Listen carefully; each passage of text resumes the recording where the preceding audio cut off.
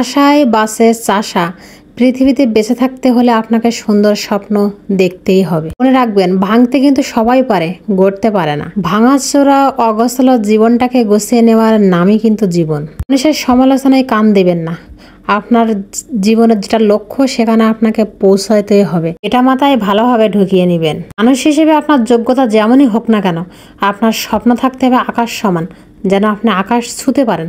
ছোঁয়া যাবে না সেটা জানেন, তারপর আপনার স্বপ্ন দেখা লাগবে, রাখা লাগবে সেরকম। তা না হলে কিন্তু জীবনে উন্নতি কখনোই সম্ভব না। তো যাই হোক, সকাল সকাল উঠেই কিন্তু মাটির হাঁড়িতে ভাত বসিয়ে দিলাম। আর বসিয়ে দিয়ে কিন্তু এদিকে তরকারিগুলো কাটতে চলে আসলাম, কারণ ইরার বাবা তার ভিতরে কিন্তু বাজার করে নিয়ে আসছে। তো দুপুরের রান্নায় আমি লাউ কেটে নিচ্ছি রান্নার জন্য, আর এদিকে উচ্ছে নিচ্ছি আর আলু নিচ্ছি, ঝোল তিতু করবো সেই কারণে। আর ঝোল তিতু তো বরাবরই বলছে যে ইরার খুবই পছন্দ, আর বাচ্চাদের শরীরের পক্ষেও কিন্তু এটা ভালো। তো আমি যখনই যাই রান্না করি না কেন, ওর কথা কিন্তু মাথায় রেখে মানে সেগুলো রান্না করে যেগুলো ও পছন্দ করে, যাতে ওর জন্য আলাদা করে কিছু রান্না করা না লাগে। কাটাকাটি শেষে এখন বাটাবাটি করতে চলে আসলাম। কালকে যে বাটা ছিল মানে সেটা হয়ে গেছে, তো আজকে আবার বেটে নিচ্ছি। আর এইখানে এই যে রান্নার আগে যে পূর্ব প্রস্তুতি বলে যেগুলো, সেইগুলো সব করে নিলাম। কেন জানি রান্না করতে করতে বারবার উঠে যেতে আমার খুবই রাগ হয়। তো কার কার এরকম হয় জানি না। তো যাই হোক, এখন কিন্তু লাউটা রান্না করবো, আর সেজন্য সব মশলার ভিতরে দিয়ে দিচ্ছি। আর মানুষ যেহেতু কম, সেই কারণে রান্নাও কিন্তু কম কম করছি। তারপরেও কেন জানি মনে হচ্ছে না, নষ্ট হয়ে যাচ্ছে।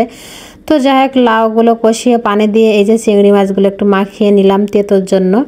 আর এইভাবে চিংড়ি মাছ যদি মাখিয়ে তেঁতোর ভিতর দেন তাহলে কিন্তু খুবই স্বাদ হয় সেটা। তো যাই হোক, লাউ এদিকে আমার শেষ পর্যায়ে, আর লাউটা কিন্তু এখন নামিয়ে নিচ্ছি। আর লাউয়ে কিন্তু বরাবর আমি একটু চিনি দিই, কারণ আমার কেন জানি মনে হয় একটু মিষ্টি মিষ্টি ভাব হলে ভালো হয়। তো যাই হোক, তিতু রান্না করবো সেই জন্য আলুগুলো একটু লবণ হলুদ দিয়ে ভেজে নিলাম। তারপরে যে মাখানো চিংড়ি মাছ ছিল সেটা দিয়ে একটু পানি দিয়ে আলুগুলো সিদ্ধ হওয়ার জন্য ঢেকে দিলাম। তারপরে পানি দিয়ে কিন্তু উচ্ছেগুলো দিয়ে দিচ্ছি। আর উচ্ছেগুলো যদি আপনারা শেষ পর্যায়ে দেন তাহলে কিন্তু কখনোই এক্সট্রা উচ্ছের বেশি তিতু বেরোবে না। আর যদি মনে করেন যে না উচ্ছে বেশি খাবো, তাহলে আধা ঘন্টা আগে ভিজিয়ে রাখতে পারেন পানিতে, তাহলে কিন্তু অতটা তেতো আর রান্নার ভেতর লাগবে না।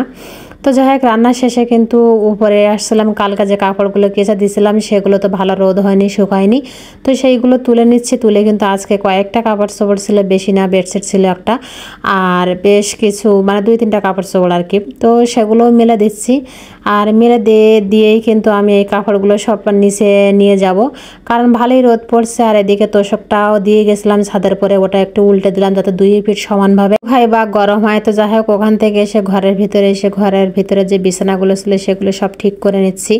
ইরা যেহেতু সকালে একটু দেরি করে ওঠে, তো সেই জন্য চাইলেও আসলে এগুলো আমি সকাল করতে পারি না। তো যাই হোক, ঝাড়ু দেওয়ার শেষে কিন্তু শেষমেশ ঘরের ভিতরে মোছামুছি করতে হবে, কারণ বাচ্চা যেহেতু আছে। তো সেই কারণে আমার কেন জানি মনে হয় যে প্রতিদিন ঘরগুলো মুছলে একটু ভালোই হয়। সবাই ভালো থাকবেন, সুস্থ থাকবেন। আজকের ভিডিও পর্যন্ত, আল্লাহ হাফেজ।